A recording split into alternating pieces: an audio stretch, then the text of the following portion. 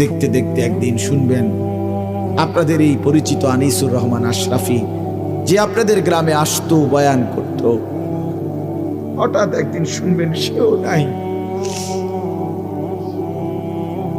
সেও হারিয়ে গেছে অন্ধকার। এটাই বাস্তবতা, এটাই চির সত্য। এতটা চির বাস্তবতায় আমরা ভুলে যাই কেমনে ভাই, যুবক ভাই, নামাজ না পড়ে কেমনে থাকো। মুসলমানের বাচ্চা তুমি, তুমি হিন্দুর সন্তান না, তুমি ইহুদির বাচ্চা না, তুমি খ্রিস্টানের বাচ্চা। কেমনে নামাজ না পড়ে, কি দেখতে দেখতে, কি করতে করতে জীবনটা, দিনটা, রাতটা শেষ করে দিল। আহারে আফসোস, আমার বড় আফসোস লাগে। একটা সুস্থ সবল 16 বছরের, 14 বছরের, 18 বছরের ছেলে মেয়ে কি কারণে, কি বুঝে একটা সেজদা দেয় না, এক ওয়াক্ত নামাজ পড়েন? আরে বোকা রে, তুই কেমনে এত বোকা হই? কি কারণ থাকতে পারে? কি অতিরিক্তটা তুমি পেয়ে গেলা? কি এমন সুখ পাইলা, কি এমন স্বাদ পাইলা, কি এমন আনন্দ আর মজা পাইলা যেটা আমরা কেউ পাইলাম না? যে মজার, যে সুখের জন্য তুমি তোমার আল্লাহকে ভুলে গেলা, একটা সেজদা দিলা না, এক ওয়াক্ত নামাজ পড়লা না।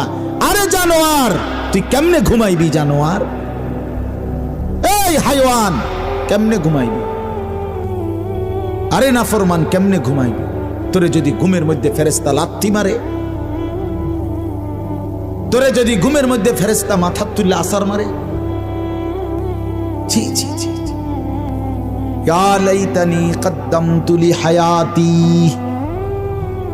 রব্বুল আলামিন বলেন, হাসরের ময়দানে প্রত্যেকটা নাফরমান আফসোস করবে, হায় যদি দুনিয়ার হায়াতে থাকতে আজকের আখিরাতের জন্য কিছু পাঠাইতাম।